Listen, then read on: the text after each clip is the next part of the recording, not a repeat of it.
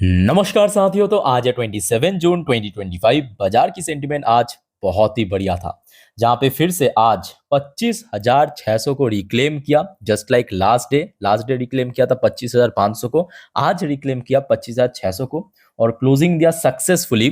इतने महीनों बाद, आई थिंक कि लगभग 10 से 11 महीने के आसपास, निफ्टी फिफ्टी फिर से इस लेवल को क्लोजिंग दिया 25,637 पॉइंट पे, लगभग 0.35% गेनिंग के साथ। और देखते ही देखते निफ्टी फिफ्टी फिर से अपना ऑल टाइम हाई के नजदीक पहुंच चुका है, जो कि लास्ट ईयर टच किया था 26,277 पॉइंट पे। सो मतलब ऑल टाइम हाइज के साथ आज क्लोजिंग की अगर हम गैप को डिफाइन करें, ऑलमोस्ट वही रफली मैं कैलकुलेट कर रहा हूँ 3% के आसपास, मेरे हिसाब से 3% के आसपास अराउंड होना चाहिए, मतलब और नीचे है। सो आई थिंक अगर सब कुछ ठीक ठाक रहा, इस साल खत्म होने से पहले आराम से दोस्तों क्रॉस करके एक नया हाई पे भी पहुंच सकता है। खैर, बात करेंगे इस वीडियो में शेयर मार्केट से रिलेटेड, बहुत सारे इंपॉर्टेंट लेटेस्ट अपडेट शेयर करूंगा आपके साथ। उसके साथ साथ ग्लोबल मार्केट का हालचाल, एफएसडीएस का डेटा। बट मार्केट प्रेडिक्शन वाला पार्ट इस वीडियो में कवर नहीं करेंगे, बिकॉज कल परसों बाजार 2 दिन फुल डे क्लोज रहेगा। तो मार्केट प्रेडिक्शन वाला पार्ट फिर से हम कवर करेंगे जब फिर से बाजार ओपन होगा सोमवार, यानी उसके पहले रविवार रात की 10:30 की वीडियो में। ओके, सो दोस्तों प्लीज वीडियो को बिना स्किप के पूरा अंत तक जरूर देखना। आइए सबसे पहले चेकआउट करते हैं आज हमारे मार्केट एनालिस्ट ने क्या कहा। मतलब आज क्लोजिंग के बेस पे नेक्स्ट वीक बाजार किस तरफ जा सकता है। अब बात क्योंकि आज 25,600 का हो रहा है ना, तो उम्मीद बहुत बढ़ चुका है। दोस्तों आज इस टॉपिक को कवर किया मनी कंट्रोल की तरफ से एक एनालिस्ट ने। देखिए बाजार के बारे में अपना एक विचार रखा, पॉइंट ऑफ व्यू रखा, technical view. July series begin on positive note, Nifty must break 25,800, काफी अभी उम्मीद बढ़ चुका है for bull run as India VIX hit 9 month लो।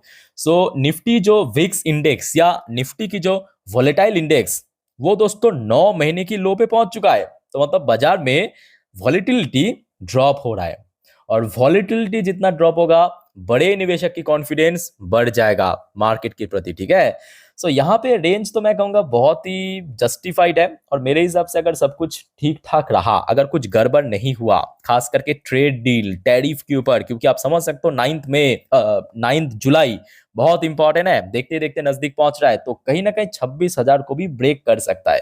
अच्छा, नेक्स्ट नीचे की तरफ जो सपोर्ट मेंशन किया 25,500 को। खैर, इस टॉपिक को तो हम रविवार रात की 10:30 की वीडियो में अच्छे से कवर करेंगे, एक्सप्लेन करेंगे। बट आज दोस्तों बहुत सारे भारत की मैक्रो डेटा यानी इकोनॉमिकल डेटा, बहुत सारे रिपोर्ट, लेटेस्ट अपडेट पब्लिश हुआ, जो कि आपके साथ मैं शेयर करूंगा। थोड़ा सा पेशेंसली स्टेप बाय स्टेप करके देखते जाइए। सबसे पहले हम बात करेंगे भारत की एक बहुत इंपॉर्टेंट इकोनॉमिकल डेटा, विदेशी मुद्रा भंडार यानी फॉरेक्स रिजर्व के data. Back to back 2 week पे गेनिंग के बाद, एक स्ट्रॉन्ग गेनिंग के बाद, इस बार मतलब लास्ट वीक के हिसाब से थोड़ा सा ड्रॉप हुआ, बहुत ज्यादा नहीं, लगभग 1.02 बिलियन डॉलर।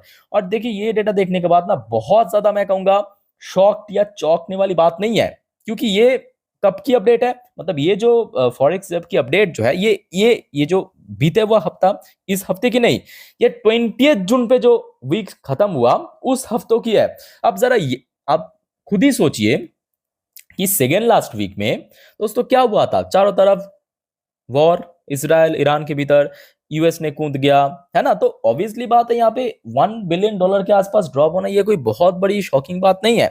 ये तो कम ज्यादा होता रहता है, और खास करके वॉर वाली सिचुएशन पे, जहां पे एफआईएस की सेंटिमेंट थोड़ा सा तो वीक हो ही जाता है ना। सो आज भारत के पास मैं कहूंगा बहुत ही अच्छा इनफ फॉरेक्स रिजर्व है, 697.93 बिलियन डॉलर। अच्छा, नेक्स्ट देखिए एक और इंपॉर्टेंट इकोनॉमिकल डेटा आउट हुआ, जो कि बहुत ही तगड़ा रहा। ये देखिए India report current account surplus, Bharat की जो करेंट अकाउंट सरप्लस, ये देखिए कितना 13.5 billion dollar in Q4 financial 25। तो फाइनेंशियल 25 की Q4 में दोस्तों रिकॉर्ड पे पहुंच चुका है। मैं आपको थोड़ा सा एस्टिमेट देता हूं ताकि आपको अच्छे से समझ आ जाए।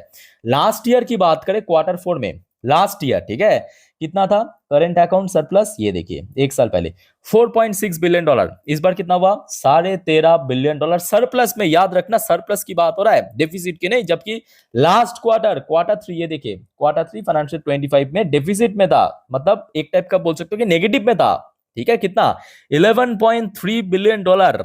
जीडीपी की, भारत की ओवरऑल जीडीपी की 1.1% नेगेटिव में था, डेफिसिट में था। इस बार क्या हुआ, क्वार्टर फोर फाइनेंशियल 25 में भारत की जो ओवरऑल जीडीपी की 1.3% पॉजिटिव में रहा, सरप्लस में रहा। तो ये डेटा दोस्तों काफी बढ़िया रहा, आज आरबीआई के द्वारा पब्लिश किया ऑफिशियली, ठीक है। हर एक क्वार्टर की एंड पे, मतलब 2-3 महीने बाद ही पब्लिश होता है। अच्छा, नेक्स्ट देखिए भारत की एक और important data, India external debt. But ये मैं कहूंगा थोड़ा सा निराशाजनक है डेटा।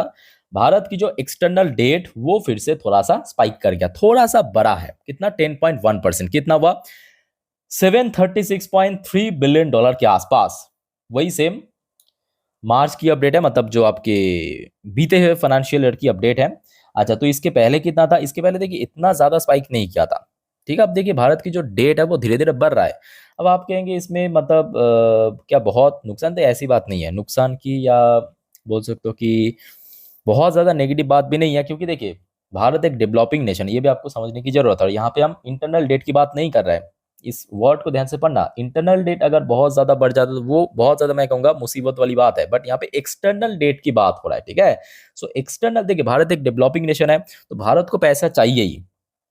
तो जिसके चलते हमने देखा कोई भी जैसे कि देखिए कोई कंपनी, मान लीजिए कोई कंपनी को अगर व्यापार बढ़ाना है, वो लोन लेता है बैंक से, बड़े बड़े बैंक से, ठीक है। वैसे ही कोई भी देश को अगर अपना और ज्यादा इकोनॉमी को ग्रोथ करना है तो वो वर्ल्ड बैंक हो गया, आईएमएफ हो गया, उसकी तरफ से लोन लेता है, ठीक है। देखिए भारत की रिपोर्टेशन इतना बढ़िया है तो उतना मतलब बोल सकते दिक्कत नहीं होता। तो भारत की डेट यहाँ पे थोड़ा सा इंक्रीज हुआ है, बट मेरे हिसाब से ये पॉजिटिव ही है, ठीक है। मतलब उतना ज्यादा इंक्रीज नहीं हुआ। अगर आप देखेंगे चाइना यूएस की जो डेट है ना, वो आपकी मतलब होश उड़ जाएगा, ट्रिलियन ऑफ डॉलर की डेट है, ट्रिलियन ऑफ डॉलर। मैं मजाक नहीं कर रहा हूँ, मतलब टोटल ये जो यूएस वगैरह, मेरे बात को ध्यान से सुनना, और गूगल पे आप हो सके तो सर्च करके देखना, यूएस की जो टोटल इकोनॉमी आज कितने साइज है, 30 ट्रिलियन डॉलर, और यूएस को डेट कितना आप देख लीजिए, उससे बहुत ज्यादा, ठीक है।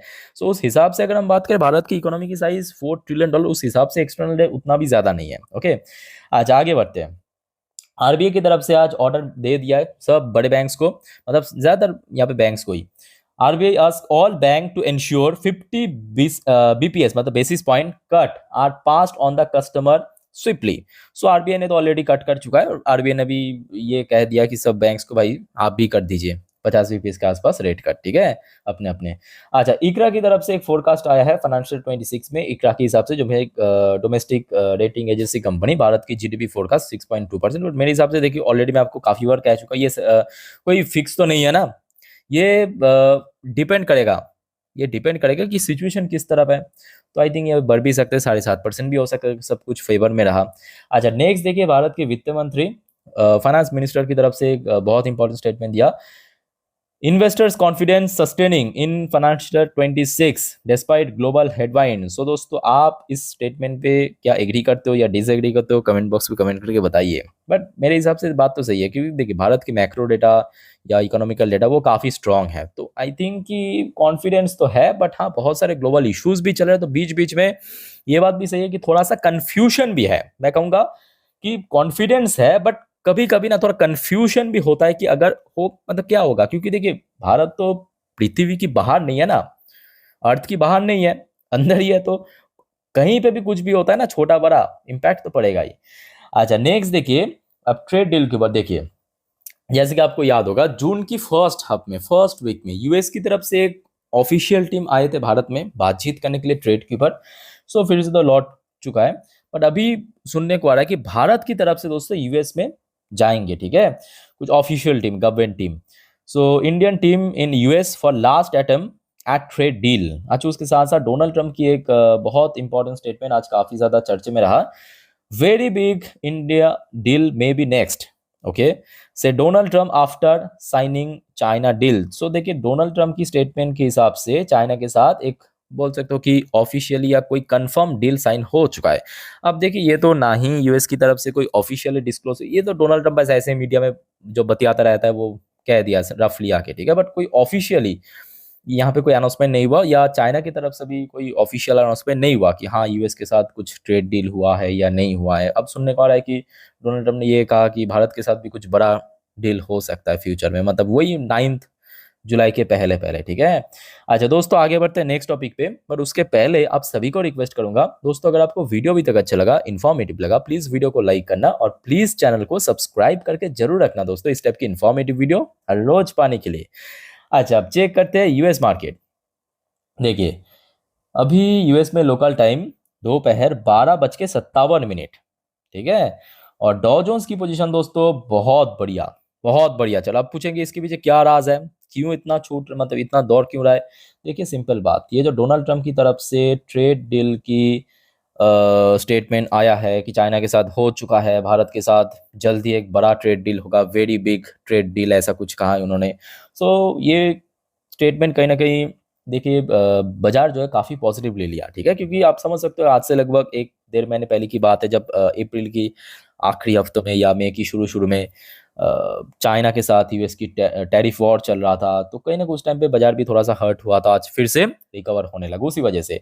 और दूसरी बात नैस्डैक कंपोजिट, जी हाँ नैस्डैक कंपोजिट आज अपना ऑल टाइम हाई टच किया, सही सुना आपने, नैस्डैक कंपोजिट ये देखिए आज जो इंटरडे हाई टच किया 20,311, और यही इसकी 52 वीक्स हाई के साथ साथ ऑल टाइम हाई भी है।